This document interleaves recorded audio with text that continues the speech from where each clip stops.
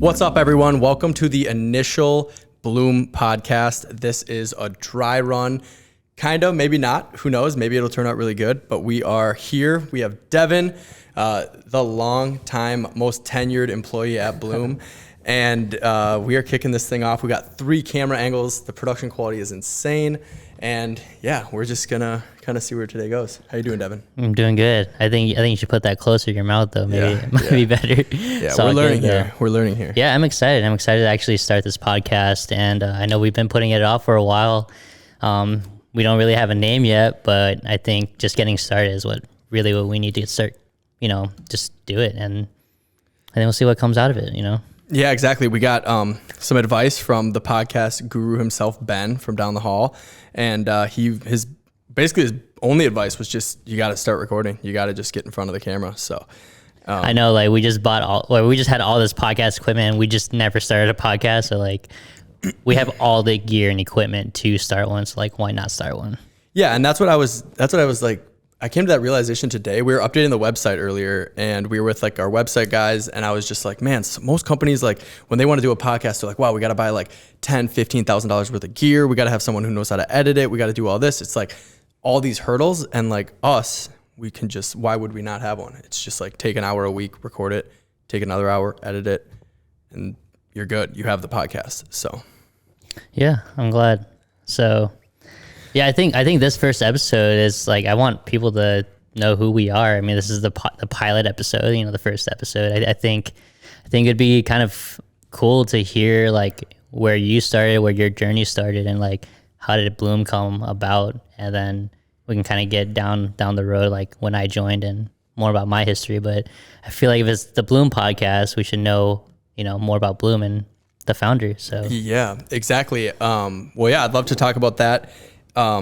So I guess, how did this really get started? I actually went to this thing called Amplify and kind of worked on this story. It's crazy. I think a lot of people think they have the story and think they understand how they got started. And I showed up with a completely different story than I left with, which was super, super insane. But in a nutshell, I've always been kind of creating videos and creating content and stuff like that. I remember when Instagram first came out, I was like, whoa, I want to have the most followers. I want to figure out how to grow this thing. And same with Twitter and all that stuff. So I've always been into it. I would always record myself on the trampoline. I had a old YouTube channel called CCJJ103 and super random name.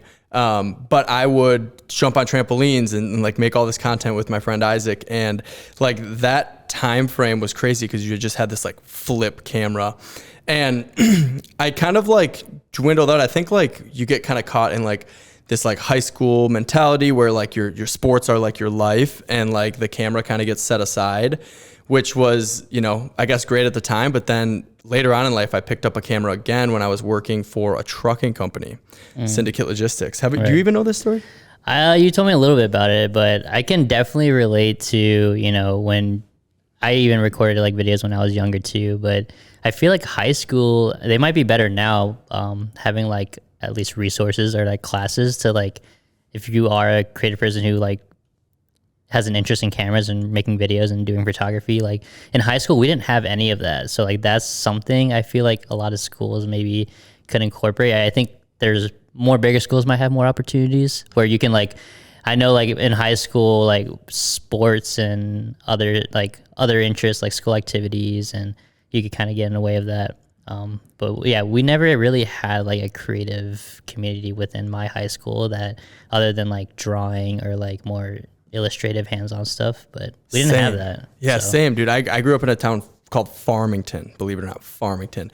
But that same thing, there was no arts, there was no creative really. There was no they didn't really shine a lot of light on it. And it literally took me until I was probably 18 or 19, maybe even 20 to realize that you could make a living with a video camera. Right. It's just insane. Everyone talks about banking and real estate and lending and all these industries, but no one ever talks about creative arts. Mm-hmm. And it's crazy because you grow up just watching TV, watching YouTube, and you just don't even think oh, someone's behind the camera filming and producing this. It's also too where you grew up and the society. I went to middle school and high school in Jackson, Minnesota, which was a small town like of 2,000 people, 3,000 people, whatever. There might be more now, maybe like 4, but you know, if you're in a small town, small city, one, there's not a lot of resources, but two, there just isn't a community to like teach you anything or to like kind of vet you into like that community. So like, yeah, it's just tough. I think too, it's like society, you know, like when you're in a small town, you're only focused on things that, like careers that people think you'll be successful in, but you don't really hear a lot about like photography or video. Like if anything, there's like, if you're in a small town, you have that one photography person that's like doing business for everybody, you know? Yeah, so like, yeah. and you look at that, it's like, oh, like that's cool. But then when you move to like a bigger city, like when I moved to Minneapolis, I was exposed to like a lot more and like kind of opened my eyes. Like, oh, this could be like a career and like freelancing, or like there's just more opportunities, and you're around it more. You're around creatives, you're around brands and companies that are doing creative things too. So yeah, I think it's also, like I said, the people and like the environment that you're surrounding yourself with that allows you to have those opportunities. 100%. Yeah. It's crazy. It's just like, I bet there's someone listening to this or seeing this right now that like they grew up in a small town and they're kind of like being forced to go this traditional route, and they kind of think like, oh, when I get to college, I'm going to like figure out what I want to do. But even in college, man, they don't like, I guess there is like film majors and like, yeah. but like no one thinks of that as like a career where you can truly like, I don't know, like I didn't, at least. Like I would look at like the films kids and or whatever at my school, and I was just like, what are they going to do after school? It's kind of different. I think a lot more now people are learning themselves. They're YouTube University, you know, or like buying a camera and just testing out, creating stuff. And I think that's the way that people are learning now, is on their own.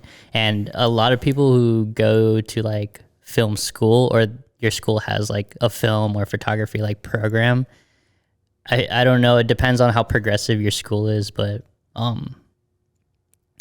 like when I did a video production class, like a lot of the teachings and a lot of the techniques are really outdated. Like, yeah, we learned the basics, but you didn't really learn anything that's like going on right now. Like a lot of the stuff was just very, very outdated. And like even me like learning on my own, I learned a lot more on my own than in video production class. So yeah, I think that's true to a lot of things. Ty Lopez, if you don't know Ty Lopez, he's the guy, I'm in my garage with my Ferrari. He ran YouTube ads for years, but like he has a quote that I love. And I remember when he said it, and I just have always remembered it. It was like, do you think college is effective? And he was like, I think college is effective for 4 years, but after 4 years of you out of college, everything's so outdated. Like you could learn about cinematography and video, and then 4 years later, like now everything's vertical. And like you were shooting everything horizontal, and how do you frame a vertical video, and how do you like, it's more true with some professions than others, but I think that's super true of like 4 years later, it could be a whole different world. Yeah. And I know like Gary Vee was kind of the bigger push behind, you know, starting your own business and like learning things on your own and like trying things. And, yeah, like you don't really need college. I think there's a pros and cons with college. I think pros, you really have that community. There's a lot more opportunities and resources to grow in those environments, but you don't necessarily like need them to go in the direction that you need to go or that you want to go.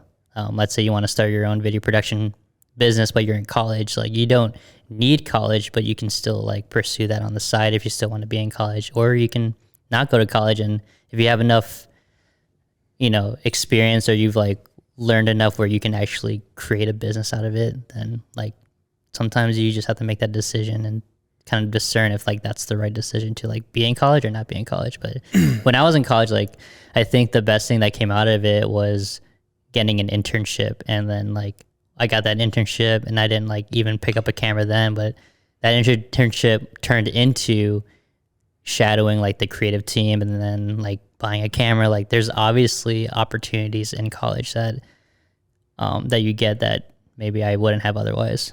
Yeah, I would say I had a much different college experience. I don't think I was presented a lot of opportunities. that the college, I guess, like maybe presented me. I think everyone's a little bit different, but yeah, I college is a big topic for me. I personally am not like super in love with the idea of college. I think if you're going to be a doctor, lawyer, engineer, you know, some of those degrees or some of those, degrees that need and professions that need a degree are worth it. But I just think, I don't know, like I never even graduated. Sorry to everyone who came to my college graduation party. I thought I had graduated. I thought I had graduated actually, and I was doing online school, and I found out that psychology class was the easiest class to cheat in. And I actually took psychology class at St. Thomas and then a psychology class at Concordia. And I guess they didn't overlap. I had all the credits, everything was all set, but I had taken that same class twice. And after the fact, I got an email. They said, you don't got a diploma, you got to take 4 more credits. And I kind of like that. Kind of like that I got 4 more credits. That I don't need it. I don't need it. Yeah. maybe down the road you'll. But yeah, it is kind of crazy because I did have the graduation party, which is like, yeah, I got gifts and stuff. You basically graduated. I mean, you started your business and stuff. Like and my business was rolling when I graduated. So it was like, once I got that email, I remember I was like, there's just no way. I can't. I'm so happy to have school off my list because that's what I struggle with is like I was building this business.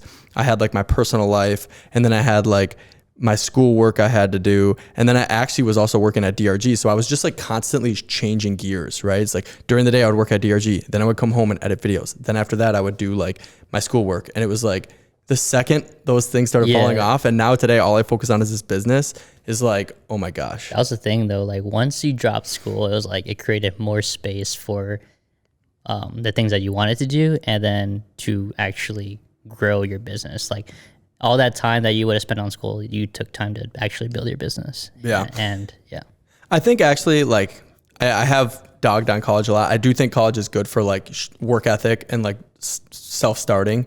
Like at the end of the day, they're like, hey, here's the test. It's on this topic, or here's the question, find it in this textbook. And like, you have to just work hard enough to like sift through that whole thing and get the answer. And you have to kind of think a little bit more critically. I think there are like benefits to college. It has probably benefited me in ways that I don't even give it props for. So, yeah. And like you said, I think sometimes school isn't just for people. Like a lot of creative people, school, like textbook stuff isn't for them. Test taking isn't for them. They'd rather be creating art or making things. So I could see how like for creatives, it probably isn't like the best option. But yeah. I circled back to, I think you were talking about you started doing videos for a trucking company. Yes. And that's after college and stuff, like getting into like work for the trucking company and like making videos. Like I remember you showing me like a video of like kind of the similar to like an office vibe like video that like was super 70s funny. Trucker Bros. Like, obviously it was probably like low quality, but it was really funny. It was engaging and like that was like one of the first videos you said you made. So yeah, go into like, starting at that trucking company and making videos and how that like kind of pushed you into where you're at now. Yeah, definitely. So I started at this trucking company and I had a mentor, and I had just spent, I want to say $36,000 on school my first year. And I was like, holy crap. And then I spent like a couple weeks with this mentor, and I was like, this guy's going to teach me more than school. Like that 36 grand, I took a bunch of Spanish classes. Like, what am I doing? So then I doubled down with him, dropped out of school for the first time, didn't go back after my first year at St. Thomas, and started with this trucking company. And my mentor, bought the trucking company, and he's like, the whole goal is to get it to X amount of drivers, because if you know anything about trucking in Minnesota or America, there's a massive, massive shortage of truck drivers, and they know it. They know they're in high demand. They know they can demand high wages, and we didn't have a lot to pay, but we had to come up with a way to get these drivers like engaged in the company. And it was like, we had 15 truck drivers when I started. We dropped down to 10, and we were like hurting. And we were like, we got to come up with something bigger, something better. And we created this thing called the driver experience. And the driver experience was all about putting the drivers first and giving the drivers a voice. So we did that through Just Win Baby Moment of the Week, Trucker Bros, which was like our office office episodes basically. Like we just make like funny skits in the office, which was awesome.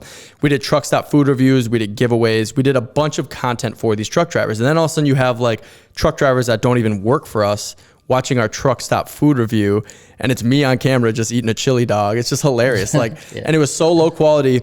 And long story short, the company basically in about, I don't know, like a year scaled from 10 drivers to about 20 or 25, which that was a hard 20 or 25 because you get to 17, then you're back down to 14. You're constantly battling turnover. But they ended up selling. And then I was like, holy crap, you know, I gave these truck drivers a voice. I feel like valued. And I don't want to just say it was just me. We had like amazing people that were willing to be on camera at the company as well. But like, I had all this confidence that I could like then make videos for other companies. And I went out and I did 2 videos for 2 massage therapy companies, and they wanted to pay me like a couple $100. And I was just like, dang, I'd have to do so many of these to make it work.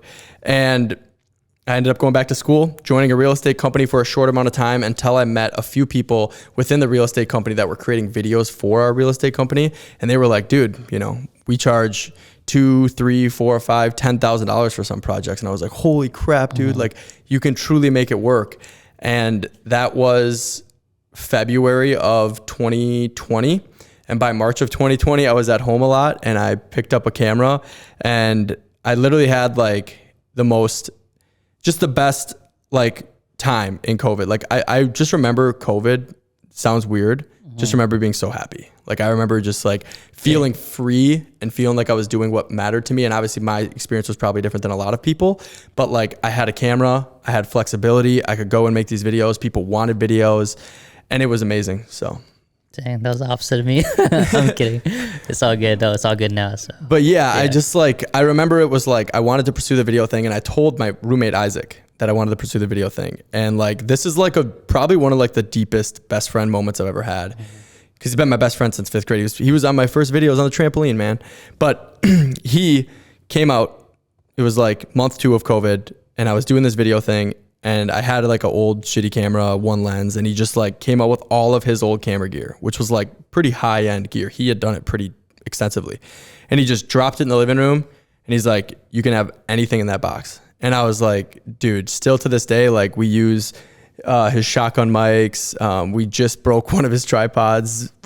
But like that meant so much to me because like he like funded the start of this business. And it like, I don't know, that will forever stick in my mind as like, he's going to be the best man at my wedding. Like, yeah, for sure. That's awesome. Yeah. And you've done a few projects for him now too. So yeah, now he's a client. Yeah. So it's awesome that he helped you start it and, you know, keep that relationship. You know, you're all their best friends and obviously y'all can like create together still. And that's really cool. Yeah. And then I guess, yeah, I don't want to feel like I'm just talking too long here, but I think that after that, you know, I started Chase Johnson Films and I was operating as Chase Johnson Films and I wanted to create something that was bigger and more grand than just like me. And I hated like the name Chase Johnson Films. Like I felt like it felt like small and I had these like big dreams. So I actually hit up my friend Zach and I was like, dude, I'm looking to do this brand. I haven't even got a name yet, but I want to come up with a name. Shout out Hagen Creative. Yeah, shout out Hagen Creative. Looking at, we share a studio with Hagen Creative. They're the best. But yeah, so I hit Zach up, had no idea what the name was. And, you know, he was like, I'm down to do it, man. I'm down to do it. Let me know when you got the name. Went through my contacts. I was looking for inspiration anywhere. It was like week 2 of not having a name. And I was like, why is this taking so long? But I wanted to do it right this time because I had built a few brands before that were just not good. And I wanted to find a name. And I was just going through my contacts at like 1 a.m. in my bed, scrolling through my contacts, just looking at names, hoping to get inspiration. And there was this kid I used to play lacrosse with, went to high school with, Josh Bloom. And I was like, Bloom Productions, Bloom. And I started thinking of all these things. Yeah. And then I went on GoDaddy and found bloomcreative.com, but with no E. And I was like, I put it on the list of all these other names. And at the end of the day, I was like, we got to go Bloom Creative. Yeah. So is there any intentional behind like the no E? Because I know a lot of people like ask like, oh, why not the E? You know, it was a domain name thing. I wanted the .com, so I could have got Bloom Creative with an E, .media or bloomcreative.org, but I was like, nah, I want the .com. And I kind of like it. Actually, some of the feedback I got initially was like, oh no, the no E at the end just hits different. Like everyone's like, it's so cool. Yeah. And I don't know. It doesn't, honestly, I've been a little surprised. I've only had like 1 or 2 clients put an E at the end accidentally, or like I've only ever written it. I don't know. I think what's cool about it too is like, it's branding. Like people know you don't have an E, so they like remember you, like, oh, it's Bloom Creative without an E, you know. Yeah. So they just know, like, whenever they're communicating with you or telling people or like sharing your website with anybody, they know that it's you. So yeah, definitely. And I think that was basically it, man. I mean, that was kind of the start. That's how everything kind of came to be. And ever since then, we've been doing videos and just chasing like higher and higher production videos. We started a lot with real estate, and there's two kind of like, I like to think that there's two kind of slippery slopes in the video production industry. And it's real estate and weddings. Like I think like when you get into those two niches, it's a slippery slope, because also you're doing a real estate video for hundreds of agents, or you're doing wedding films for like all these people, because it's a very referral based kind of niche. And I've seen a lot of people with production companies that have a production company, they only do weddings, and they have to like rebrand to do corporate work, which is crazy. They have to like come up with a new name and like create a whole different identity. You know what's crazy though? Like the reason why it's an easy way to get in, because it's very like step by step. Like, you know, when you shoot a wedding, it's very chronological, and you know how you're going to tell the story. And sometimes you could get a little bit more creative with the production side of weddings. And same with like real estate too. Like, you know, if you're going to do a walkthrough through a property, you're going to showcase this. You're going to do a lot of gimbal shots, and you're going to showcase a lot of the features of it. Like, you know how it's going to look. It's a template. Yeah, definitely like a template. And I think at the beginning, that's an easy way to like start either freelancing or doing video projects. But then you like start to have an itch of like, all right, like I want to grow. I want to like do something different and creative. And then you start to like venture out, like, oh, what other kind of videos can I make? You know? Yeah. So yeah, no, that was definitely the same with me. You know, I think like it was cool when I was doing it, and I got to be in some of the most amazing properties in probably this whole state. We did Kevin Garnett's house. Oh yeah, we did. Shout out Kevin Garnett. Shout out we KG. filmed your he doesn't property. even know. Yeah, he doesn't. Well, he doesn't know us. We worked with. We worked with someone. Else. Yeah, someone close to him. But basically, they ended up like tearing down the property like a week later. Yeah, most crazy, insane like mansion. It looks like a bank on the outside. Yeah, a huge it bank. looks like a. Yeah, it was pretty outdated. It was like kind of a more shitty bank. I would say. All right, KG, it's not a shitty bank. Yeah. But KG, your house is massive, and your bed is about as big of a bed as I've ever seen in my life. Yeah, but yeah. Otherwise, like his whole like where his house was, like it was a nice area. Well, and it's crazy because now we're sitting in a meeting with our client about a week ago, and I'm telling him, yeah, we shot Kevin Garnett's house, blah blah blah. He's like, no way, like they tore that house down, right? I was like, yeah. He's like, we're building the new house on that lot, and it's going to be it's like one of the most expensive lots. It's 3 acres on Lake Minnetonka. So if you know anything about like real estate, that's like crazy. And our client is now building the next property on that lot. So we will probably end up shooting that. Right. Which is crazy. So, and they're a custom home builder. It's probably going to be even more immaculate than it was. Yeah. I think I kind of want to like talk about how we met too, and how like we started, and like me being like your first employee or like joining Bloom, like that was kind of like an interesting story. I think too, once you're like growing as a business, and you know, we met and stuff. I do want to tell that story. Like yeah, how dude, we met. Yeah, that can kind of wrap up my story. I think that's like the gist of it. I'm sure throughout more episodes, my story will come out, but I need to hear your story now from the top. From the top. That's and our client is coming here, but she's going to be here at 5:01. So yeah, we got time. We got a little bit of time. Yeah. But yeah, I think so. I never really was tapped into like my creative side, like growing up. I've always just kind of was trying to find like ways to like fit in like high school and like middle school. Like I didn't know what I was good at. I was just kind of like copying everybody else, and I was like, oh, like if I do this, I'll be popular, I'll be cool, whatever.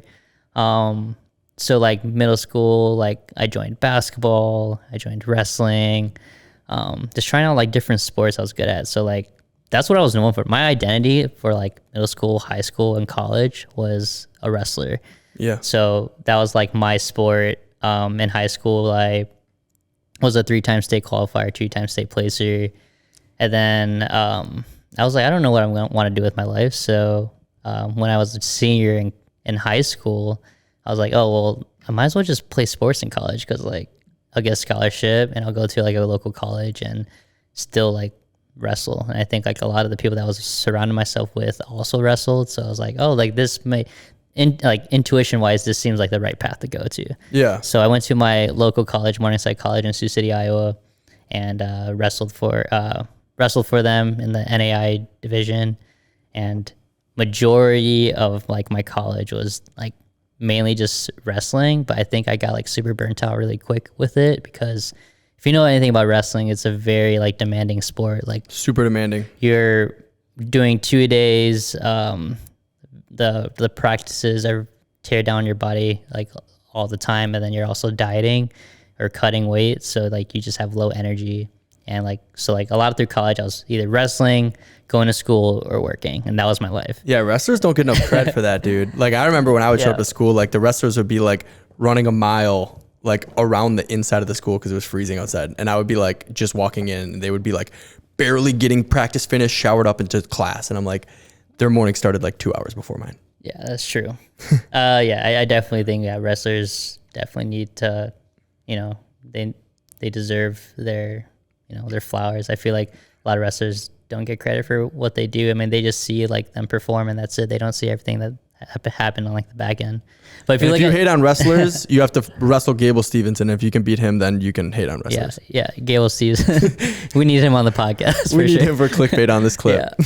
But if you look at me now, like you definitely wouldn't tell like I'm a wrestler unless you looked at my ear. I have a cauliflower ear. Like you wouldn't guess like I'm a wrestler. I was a wrestler because I'm just like a different person now. The way that I dress, the way that the things that I'm interested in. But it wasn't until like my sophomore year of college when.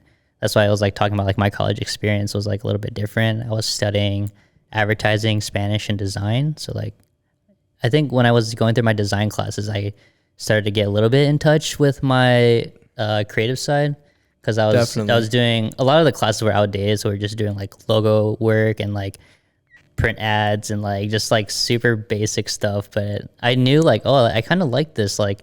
Working in Adobe and like doing all this stuff and like talking about like branding and like design and stuff. But it wasn't until like sophomore year where I was like, I don't know what I want to do, but a lot of people are getting internships now. So there's this agency called Chatterkick, and they are a social media agency in Sioux City, Iowa, and they were looking for interns. And I honestly was like going through like I was just trying to like apply for all these like different companies, but the person that I guess really gave me a chance, her name's Kelsey. Do you remember me mentioning Kelsey or no? No, so I remember Kelsey's name from right when you started. We had gotten like a potential lead for some like pizza sauce, and Kelsey was like, it was like day one, and I was like, dang, this kid's gonna freaking blow this shit. She works, I think if she still is, I think she works for Sprout now. But she was working at Chatterkick as a COO, and she was at the internship fair, and I met her. I was just like I was just like the person that like hardworking, and I just wanted any opportunity. So like I was just super excited, and when I was talking to her and like telling her about like me and like what I do, and then she invited me to just like go visit the office and like and like meet the people and like. And is she in school with you, or is she no, like? She's out. So she's part of the company. So but she's a little bit older than you. Yeah, she's older than me, but she was at the internship fair, like representing Chatterkick, looking for interns. So like I didn't have really any like background or creative background, but she just gave me a chance. She's like, oh yeah, like I think she just noticed the qualities I had and was like, you just seem like a really good person. So like, and are very like ambitious and passionate. So like she took me in and I met like the whole team, and I was like shadowing like project managers, copywriters, just like different things. Like, all right, well, I don't know about that stuff. And then I met my mentor and friend Taylor Grody, who was the like creative director and like kind of the creative director of the team there. So he was the one that pretty much got me into like cameras. Like I was actually I was doing graphic work and doing After Effects animations and like video editing before I even touched the camera. That's so like crazy. I think that's what I credit most to, like why my video editing skills are like pretty good now, is because I started editing before I even like filmed anything. And, Yeah. Yeah. I know. which is kind of crazy. But yeah, so like after that, I bought my first camera, and kind of like the rest is history from there. Like me and Taylor, like Taylor showed me a lot of things about like how to film, and like and a lot of, I credit to like just doing a lot of projects on my own, doing photography and doing a lot of music videos. I think I learned a lot. Also YouTube. So did you know when you started at that agency, like let's say you're a month in, did you know like this was what you wanted to do for a career? I didn't know I wanted to do it as a career, but I knew like I was really, really passionate at the time. And like, I think it was like not like a single moment, but it was like progressively, as like the more that I like got into it, the more that I learned, and the more people I got to meet and like doing creative stuff with video, the more I was like, oh, like I feel inclusive. I feel like I have a community within the creative people. Like I think I didn't connect with a lot of people because and not that you don't need to be creative to connect with people, but for me, like like a lot of my passions are within the creative field. So when I started to do work and meet a lot of people who also were interested in the same things as me, I started to meet people, and like a lot of my friends that are, you know, one of my really good friends now today, like a lot of them are through, you know, creating videos for them and a lot of the creative stuff. So You're talking about Be Well. yeah, I'm talking about Be Well. Yeah, and just the whole Dead Stock team, like Anthony Maldonado and Johnny Mars, you know, Teller Banks, all of them, like they live in Des Moines, they're doing their stuff. Borgology too, yeah, he's tight. Yeah, but I would say from then, I just progressed really, really quickly with like anything that I set my mind to, I really progressed well. Yeah. And I would say like just fast forward, like long story short, like me and Taylor, after college, after I graduated, I was doing it for like 2 years, like freelancing. Me and Taylor started a video production company, full service, called Honeywave Media. And me and him were like doing it like kind of a 2-person team in Sioux City, Iowa, and doing that for like 2 years. And that's when COVID hit, and I kind of had to like reevaluate like what I really like wanted in my life. I feel like Sioux City wasn't really the place for me to be. Like I didn't like have any family there, and I just felt like I couldn't really grow in a city like that. So COVID hit and you wanted to head into the big city. Yeah. Most people are heading out of the big city when COVID was hitting. Yeah, it was kind of like a weird thing. Like I feel like I just needed something new. I feel like I was just doing the same thing over and over again. And then like once COVID hit, it was kind of like just a very confusing time. And I was like, I just need to be closer to my family. So a lot of my family live here in the, you know, the Twin Cities. So I was like, I'm just going to take a chance and like move with my family. So that's what happened. Like I moved to Eagan with my family, and I spent during COVID, like I was trying to apply for jobs and stuff. Like no one really wanted to like hire me. And I was like, well, I'm just going to freelance then. So like I did freelancing for 2 years. I had a few like retainer clients for myself, and that was able to like get me through COVID. That's huge. So like that was really, really like good for me. But at the same time, I was going through like also a mental health battle as far as like just feeling lonely and like having no community. Like when you move into a new place or a new state, even as an adult, it's hard to make friends. It's hard to find community. It's like hard to find like things you're passionate about. 100% to do in the city. So like that's when I was like, all right, I'm gonna like just reach out to people. Like I don't even know. Like I'm just gonna like reach out, try to meet people, try to network. And like I was applying for jobs too. I didn't want to freelance anymore. I was like, I need something stable. Well, and especially in like a city, I think like a city like Minneapolis, right? It's a big city and there's people coming in and out, but like it's far from a city like New York or LA where it's like there's constantly people that don't know each other. Like here, it's a little weird because like a lot of people in Minnesota or Minneapolis have always lived here. Like, why would you move to Minnesota or Minneapolis? When you go to a bar and you're like, hey, what's up, man? Nice to meet you. Like, I'm like, I don't know this guy, right? Versus if I was like in LA, I would maybe be like, oh, this guy's just trying to meet people. He's probably like new here. I feel like it's just a norm. Like, it's just normal to do that in those cities and like in those areas. I feel like in Minneapolis, there are pockets of communities. I feel like there's not like one big community. Obviously, there are a lot of people who are just pushing to like integrate it all together. But I think there's little like creative like communities that you can try to like push yourself in. And I think for me, like I was just trying to meet different types of people.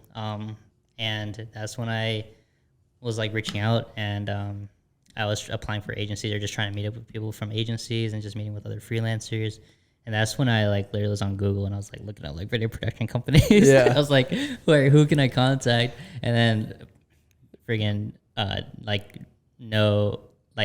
just like saw like the first one on there. I was like, Bloom Creative, video production company in Minneapolis. I was like, oh, so if they're like the number one, like, you know, they should be like pretty cool to like meet up with. And I literally just like went to your website. I was like, oh, this is a really cool website. I was like, I've never seen a website like this. Yeah. And then shout out to the website people that we met up with today. But yeah, like I literally shot Chase an email and I was like, hey, like I'm this freelancer, you know, I just moved to Minneapolis like 2 years ago, and this is what I do. I sent my website portfolio, my work. And me and Chase literally went to Starbucks like that week. And, I remember, dude. I remember your picture was like a wrestling picture, and you had like dark hair and like you kind of look like a jock, right? And then we roll in there, and then like I come into the Starbucks, and I'm looking around. I'm like, where is this guy? And I think you had blonde hair. Like you were like, your hair was dyed blonde. You were like a completely different person that I had thought I was going to walk into. And that kind of plays into your story a little bit with like not really knowing, you know, what your identity was a little bit early on. I'm sure that picture was older. Yeah, like that picture was older, and I've definitely changed throughout the years since like from college and stuff. Like I'm definitely a person who has kind of changed my identity throughout the years. Like I don't, even with like video and like creative stuff, like I don't really even think like I don't even put myself in a box as far as just doing video. Yeah. Like I'm interested in music and fashion and you know, a lot of like other different, I even like to write or, you know, do other stuff like that. And I like nature. Like I think everything that encompasses like what you're interested in, like where you know, who you are or who you were when you grew up, and like your background and how you became like the person as you are today is like like what your identity is. It all contributes. I do think it like all contributes. Like every little experience, it could be just this like random time you went on a road trip or something like that, maybe got you way more connected to nature, and like you now love nature, you know, or appreciate it more. I'm big nature guy over here as well. It's kind of crazy though. Like we literally met up for coffee, and you like basically like asked me a bunch of questions. Like we told our own stories. Then like we were there for an hour. Then you're like, oh yeah, you want to go back to my apartment and like just work on stuff or just like chat it up, whatever. And we literally were working on one of your projects, and I just helped you edit like a project, which was like crazy because I don't know, I sent you some of my work, but I guess like that was like kind of a firsthand like view of like what my capabilities or skills were when you first met me. Yeah, definitely. I remember. So like one of my initial, like when I started like doing this, I was just like, I want to meet everyone. So like everyone that emailed me was like, I would meet with them. But I remember Devin sent me his resume, and the email was like super professional too. I honestly, I could probably find it, but like the resume put it right here. Yeah, right here. Put that email up.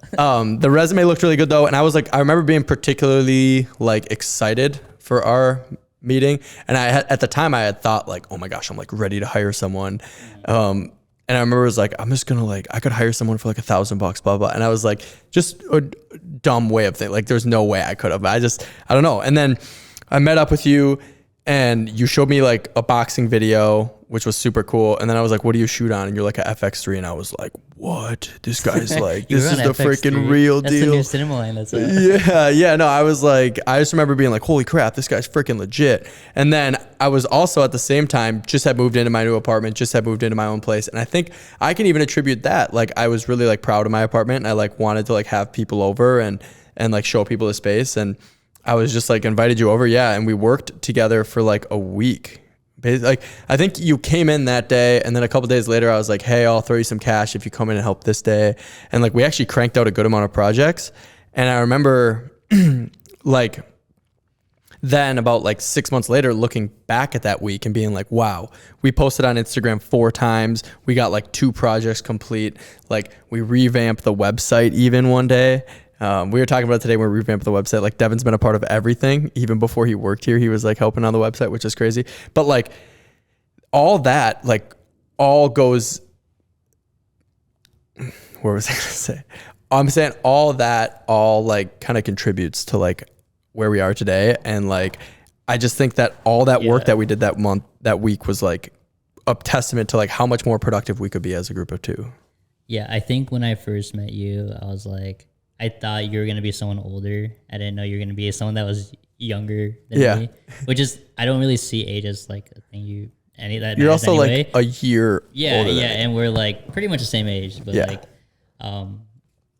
but yeah, like I was kind of amazed like how much, like how professional you were, how like much you knew at your age too. I was like, this person has like similar interests, similar mindset, similar like kind of goals and like passion. I was like, I definitely like fuck with you. Yeah. So like, yeah. I think that initially like that was like my first impression of you. And I like, you know, I also like just love hanging out with you too. So like, I think like even outside of like work and stuff, I didn't even like care if we weren't working, like we could have hung out and stuff. But yeah, I think, it was like that 6-month break. I was looking for a job at the time that I met you, and I was like, well, I don't think any like agency's gonna hire me, even though like my work speaks for itself. So I was like, screw it. Like, I went to bartending school, and I was a bartender. I didn't know you went to school. Yeah, I went to school for bartending. Oh shit! I didn't even know that. So that's like, crazy. I had to remember like all these like all the liquor brands, and like for each for like vodka, rum, tequila, like even all like the wines and like the beers. I had to remember all of that, and I learned like a bunch of drinks, and ended up at Rosalia's in Uptown, and the best, honestly, dude. Shout out Rosalia. amazing. Not really bartending, but still amazing drinks. So I can't give them shit. For amazing that. Drinks, amazing restaurant, everything. Yeah. But yeah, I was doing that all summer, and it wasn't until you hit me up for a project. And I think I met Austin too at the time. Shout out Austin. Yeah. But Austin had this project to shoot this video in Winona. Yep. For the football team. For the football team. And it was cool, like being with Austin, Chase, and then like Lee too. I think Chase has like introduced me to like a bunch of like people that I've like been wanting to meet for a while. Like just finding like kind of my people and like my community here, and like that was like a really cool thing. It was like Chase kind of introduced me to a bunch of people, and like he just brought me because I felt bad, dude, because you like helped me with all these projects and did all this stuff, and I didn't really have a lot of money to give you, but I was like, maybe Austin could send him some edits, maybe LaShawn and him could work on some stuff together, and like that for was sure. I remember that time too, because like I think it was like that Winona shoot allowed you to kind of just like, it was nice to just like have you in front of me again, and then you did like the BTS photo, the BTS video, which like caught my eye.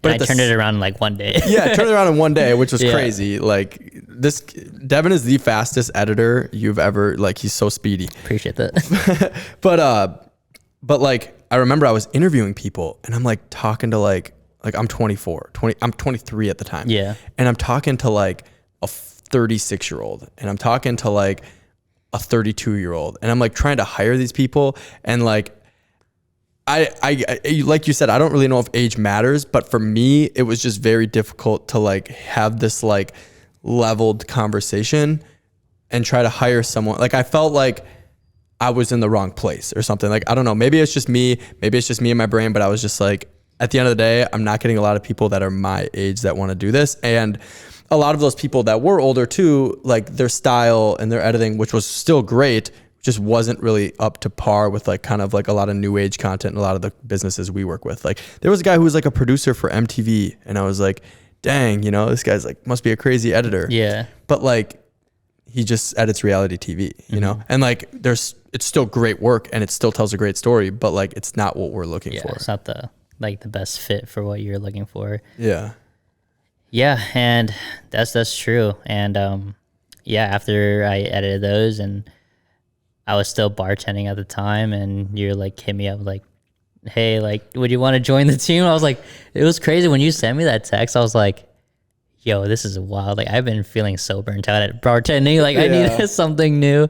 I feel like that's like me all the time. Like, I always like, I don't know. I always follow my intuition and like what feels right to me. So like when bartending was becoming a little bit too much for me, and you presented me that opportunity, and I was literally about to move out of my apartment. I was like, this is kind of a transition. Like I knew this was a life transition. Yeah. So like I just kind of followed my intuition. I was like, yeah, like let's meet up and let's talk about it, like, and see like, you know, that was crazy. Yeah, and that was like right. It was right when I was moving, and it was right when you were moving to the studio here. Dude, and it's just like, it's crazy. I feel like it just happened, like everything happened like at the right moment. Everything happened at the right moment, and it's just crazy. Like I look back at that time and I like just, I had no idea what I was doing, dude. Like really? I remember we like met and like we went over like the roles and everything, and I was like, yeah, you know, like I'm probably gonna hire this Devin guy and blah, blah, blah, and all that. And then I remember I was like, I think I was in line at like a Starbucks or something, and I got a text from you in the morning. You're like, yo, I just put in my 2 weeks at the bar, and I was like, oh shit, this is real. Like he's coming, man. Like you didn't even know. Like I gotta like figure, dude. Then I was like, you know, I gotta get a studio. Like I was chomping, and I was just like, holy crap, man. Like, but did you know, like when you asked me, like, were you like for sure set on like bringing me, or did you like were just trying to take a chance of like? Well, I kind of like. Again, dude, I didn't really know what I was doing. And like the hard part is before I even reached out to you, I had this other guy on the, like, who was probably going to work here. Like he was like, we had a lot of conversations about like him coming to work here. And when you had committed, I was like, yeah, I kind of got this other guy on standby, and I had this other guy on standby, which was cool. But like, I didn't really believe it was really going to work out. Like, I don't know. I just like didn't really, I don't know. I just wasn't really like analyzing everything. And then like when you put in your 2 weeks at the bar, I was like, wow, I have to make a decision. I have to have a tough conversation here. And I remember like really feeling anxious about that conversation. It's like I had to tell one of you guys that like it wasn't going to work out, and like I had chose to go a different direction. And it like that was like, again, like kind of a man up moment. Like, like, you know, you run this stuff. Confrontation. You just talked about it. You don't like confrontation. I hate confrontation. I forget what we were talking about earlier, but I don't know. I just don't like confrontation. And I try to make things not confrontational, but it wasn't, but it kind of was. And it was like, yeah, I was just like, I feel like as a business owner, you trying to grow your business, but you're looking for candidates, like you needed to have that conversation. And I bet you learned so much just from that experience as well. 100%. That's exactly how the conversation went. I said, dude, I have to make a business decision here. This has nothing to do with you. You are a great person. Like I honestly, like, I think his personality and him as a human, like sold me. His editing skills needed a little bit of work, but I was willing to like work with him on that. But like, I just needed to pick someone who was like going to just be ready to rock right away, and you were you were that guy. So I was like, it was crazy though. But yeah, I'm slowly getting better, I think, at like having those hard conversations and like doing that stuff, because that's what I signed up for. So yeah, I think too, like ever since I've like joined the team, like we've honestly have like a lot of good conversations, and we had like a lot of open and like vulnerable and just kind of like real conversations as well, to like grow internally and just be very open and honest with each other. And I think that's what has helped the like kind of relationship between us like kind of grow as well. And I think we just like kind of complement each other that way, where I feel like too, like you said, just working together, like I kind of like am grounded a little bit, you could get a little bit anxious sometimes, or a little bit stressed, or like just like maybe think about it too much. I can hear you saying, dude, just chill out. Yeah, just chill, bro. Everything's gonna work out. Like, don't worry about it. Obviously, things don't always go as planned, or like you want things to go as planned or whatever. But yeah, it's.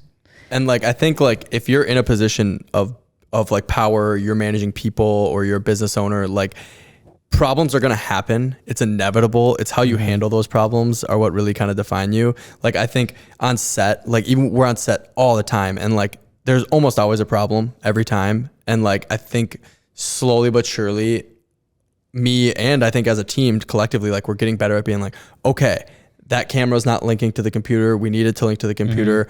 Let's start with this, and we're going to pivot to that later. I'm going to work on that. Like, we have to kind of like figure things out. For sure. But it's easy to get frantic and stressed in front of a client and like do the wrong thing almost, like act irrationally or emotionally. Yeah.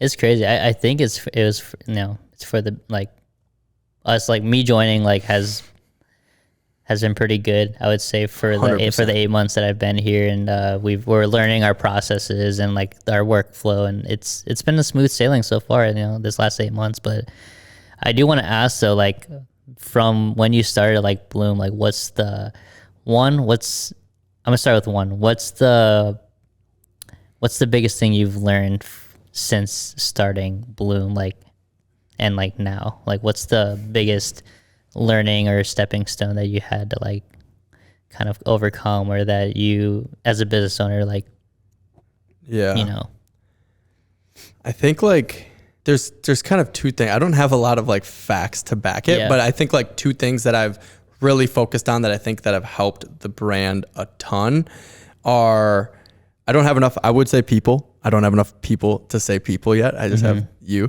But I would say brand. Like, I really think that the brand has helped us like get jobs that we probably shouldn't have. I think that the brand has helped like the image of the company. I think the brand has helped people kind of take it seriously, which is huge. Like, if I was going to start another company, I would like focus even double on the brand of what I did with Bloom.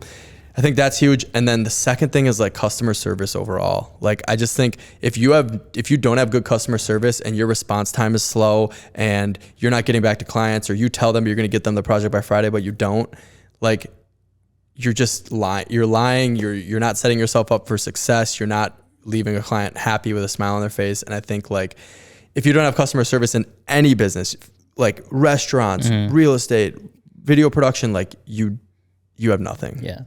Do you think like since starting and like now in the projects that we worked on, like you've become more confident in yourself and your business and your work and like what we do here at Bloom? Yeah, I think I've just like, as the person I am, I feel like I've always had kind of like an oddly inflated sense of confidence. Like even when I don't even, like, I'm not even supposed to have it, which is then that gets the cockiness or arrogance. Right. But like, I think, yes, I've gotten a lot more confidence with what we have to back up our projects. You know, we work with some amazing companies, some big companies. We've been on some really, really big sets. And I truly think I've been like a student of the game this whole time. Like we're 2 or 3 years in now. Like we're growing and we're learning at the same time. Yeah, 100%. But like we're 2 or 3 years in now, but like I'm at home sitting on the couch and I'm still watching that color grade reel, or it's that color grade YouTube video. I'm still watching Peter McKinnon as he's doing things. Like I actually love this. Like this is my passion. And like even when I'm at home just hanging out, I'm still like consuming the content, which is like I truly live it. So all right, last question. Since you started, what has been your favorite project that you've worked on and why? My favorite project I've worked on was without a doubt the Super Bowl Maxim video about 3 months ago now. I feel like we just finished. I know, it feels like I feel like we just finished that video. Well, it was a 3-month edit, basically. I mean, it took a long time and a lot of people had to go through a lot of people, but that video project was without a doubt my favorite. It had all my favorite components, a large set, new people, which was amazing, dude. Like that lighting crew was crazy. Insane. And the wardrobe, everyone was so amazing on set, and we got to travel. I met an amazing friend, or got a lot closer with an amazing friend now, Spencer Clover, like one of my favorite people in this whole production world right now. And yeah, I think the video turned out great. I think the models were great. Yeah, I just think that project overall, like, I think that project was my favorite because, like, before we went there, I was super nervous. We were at the coffee shop, we were. And I was super nervous, dude. And I had this feeling like that I haven't had in a long time. Like, I had this feeling like I was about to like go to a hockey game again. Like, I had this like adrenaline and this like uneasy kind of you're turning. Like, what did I sign myself up for? And you're like, it seemed a lot bigger than what it was when we actually did it. Well, what threw me off with that video, what threw me off was the pre-production day. Because we go to the pre-production day and like, I guess I had known this, we were going to have a lot of people, but I kind of underestimated like really how big 20 people looks. Like when you look at a group of 20 people, it's a lot of people. And I'm the youngest one there and I'm like directing this. And I'm like, how am I? Like, I think we were on like a pre-production call and I was like, yeah, you know, I can direct this and Devin will edit it and DP it and stuff. And I'm thinking like directing like a 5-person shoot, which I've done hundreds of times, you know, 10 times, 20 times, 30 times. And thinking of you DPing like our small kind of like in-house productions here. But I didn't realize I was like signing up to like direct this like 20-person crew like around and all that stuff. And I had an assistant producer, agencies. Yeah, well, an AD, assistant director. Oh, assistant director, who was amazing too. Literally, he had a lot of experience. Honestly, I think he pulled a lot of the weight or help balance me with a lot of the things I didn't really know what to do. He did. Even like the calls, like camera speeding. I was like, when he said that, I was like, dang, I probably wouldn't have said that. I probably would have just said like action. yeah, for sure. And it's kind of nice to like have specific people in the production team focus on specific roles so you don't have to worry about everything. So like you literally only need to like look at the storyboard and like wherever we were for the, you know, on set would have to just focus on like the scenes and like just kind of directing people. And yeah, I think that was was a lot easier than I thought it was going to be. Cause like really, like you say, like you're only focused on one thing. Like I just have the shot list and I'm just like checking things off. And like, I think that's what throws me off. Like when we're on smaller sets, like I'm directing, but then I'm like also helping build a camera rig out, which is like two polar opposite things, you know? So yeah, I think that made it a lot easier. And same with you, dude. Like what were your experience? Tell me about your experience. It was fun. Like obviously, like if I wasn't here at Bloom, I wouldn't have the opportunity to be the DP on that set, or honestly just get a lot more experience on bigger production teams. And even on our smaller shoots too, like we'll still have like a lighting crew and just like us too. Like it's a smaller team, but I still learn a lot. But on that, I just really had to focus on, you know, visually and aesthetically, like how, like if the, you know, we're shooting on the FX6 and we're shooting on S-Log3 and, you know, even like the models and also like the lighting crew, like if I needed more light, you know, I just had to direct the lighting crew, or like talking with you and the assistant director on like the shot list and like what we need. I think it was very seamless for me to fit in that. And I think I really like doing that too. Like, I think I would love just DPing on a lot of stuff because I feel like I am in my kind of flow state in that, like, you don't have to worry about anything else but just holding the camera, getting the right shot and like the framing and worrying about like lighting and yeah, that was like pretty seamless. I didn't have to worry about any of the other stuff either. And you really only had to communicate to a few people. You really communicated to like your AC, assistant camera, me, and sometimes the lighting crew would be like, hey, Devin, where do you want us on this? And then you would kind of like, you know, let them know. Or they would kind of just ask like, where are you going to be? And then they would make it work. I think the best thing that was cool about that is we communicate a lot and we bounce ideas off of each other. Like obviously we were going off the storyboard, but some things obviously changed and like we didn't know what we were working with sometimes, and we would have to like spontaneously think of something and then tell the lighting crew to be here, like, you know, just kind of think on the fly. I think that happens a lot on shoots. Not everything goes as planned as like you said, but I only had to like talk to like a few people or like communicate with a few people, and it wasn't it was really, really fun, and I would like to do more of those. I think going forward with like Bloom stuff, I think doing those experience videos would be really fun for us. Well, and it was just like at the end of the set, it was all smiles. Everyone's exchanging information. They're like, we want to do more with you guys. And that gives me a reminder, like we should reach back out. Like they really felt genuine in them saying like this was a really, really good shoot and they wanted to do more. And yeah, I think we should definitely reach back out because they have amazing opportunities, good budgets, and giving us like flexibility to like do what we truly want. I think experiencing that really showed us like what we're capable of, and two, what kind of work do we want to do, and who our ideal like kind of client or project would look like too. Yeah. So honestly, if we didn't experience that, I feel like our vision for Bloom, would have maybe stayed the same. I feel like now we have a portfolio project that we're able to probably do more of that now. Yeah, I think that like it's hard to think bigger until you truly do bigger. Like that was like we did bigger. You just jump in the ocean, you just jump in the waters, right? Yeah, but like put yourself in there. But like flying home, I remember I was just like smiling and I was like, dang, dude, like the sky's the limit. The sky's the limit, dude. And it's like, obviously we had credentials and stuff, but like no more than a lot of people. I think there's a lot of people with, our capabilities and, our skill sets that might limit themselves and pigeonhole themselves down to like, this smaller shoot, but like really the sky is the limit and like you can do anything really like that. But it's that limiting belief in your brain. Until you do it, you don't believe it. For sure. And yeah, I think on that note, that's a really good ending. Yeah, we kind of tied it all together. Yeah, that was a pretty good first episode. Yeah, I appreciate y'all, if you're listening or watching.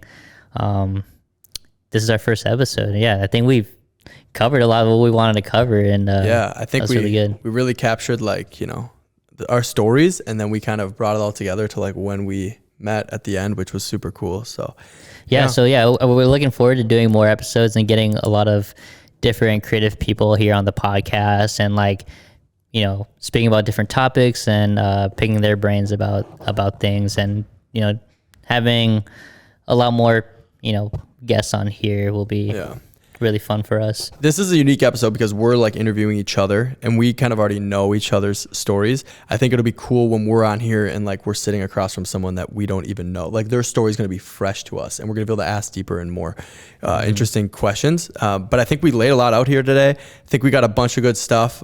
Definitely. You got some? No, I was going to say like follow us on Instagram at Bloom Creative. That's what I was going to say. Bloom.creative, right? Bloom.creative, yeah. Follow us on Instagram, Bloom.creative.